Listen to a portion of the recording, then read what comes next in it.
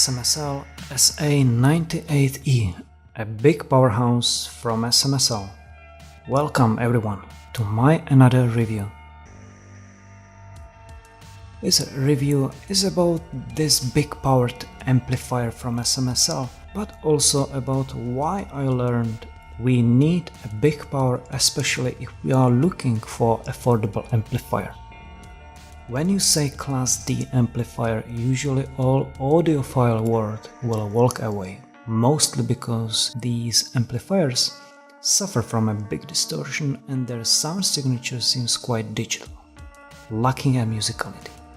But even big brands nowadays are implementing to their products lineup Class D amplifiers because of their efficiency.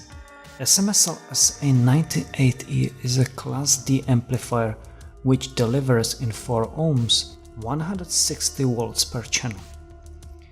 Design-wise, it shares the same philosophy as other SMSL products in its simplicity.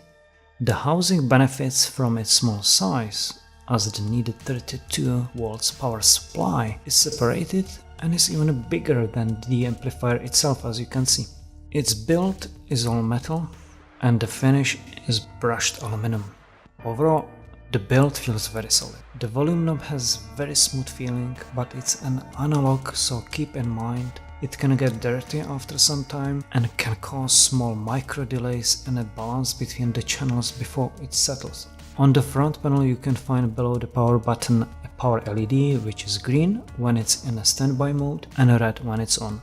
The volume knob has a blue backlighting, which personally I don't like. I would prefer white LED or red, but it's not a bright light.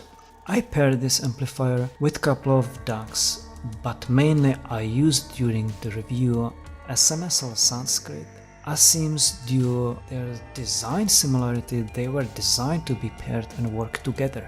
The amplifier features just one analog input, so you definitely will need a DAC or preamplifier which will take care about your source inputs. I guess due to the size limitation of the housing, I found that speaker cable ports are mainly designed and meant to be used with banana plugs, as if you have a thicker speaker cables, it is difficult to connect them as the ports are really tiny, so I recommend to use it with banana plugs only.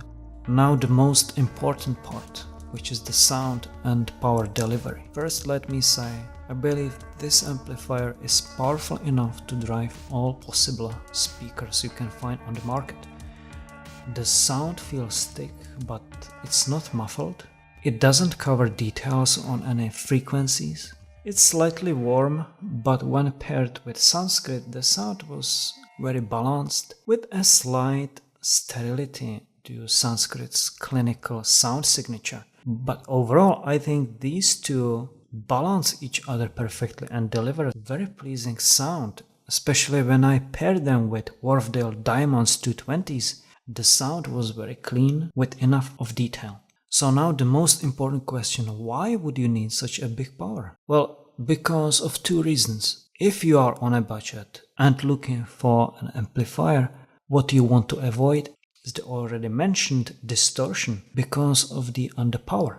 And this amplifier is in its first half of the power quite clean. And due to the big power, I never needed to adjust the volume knob higher than 10 o'clock and it was really loud. The second reason is that even that your speakers might seem sensitive enough, some speakers demand powerful amplifier to really come to life and extend their dynamics. And believe me, you can hear the difference then. Plus overall, it's always better to have an overkill than an underkill. Thank you for watching.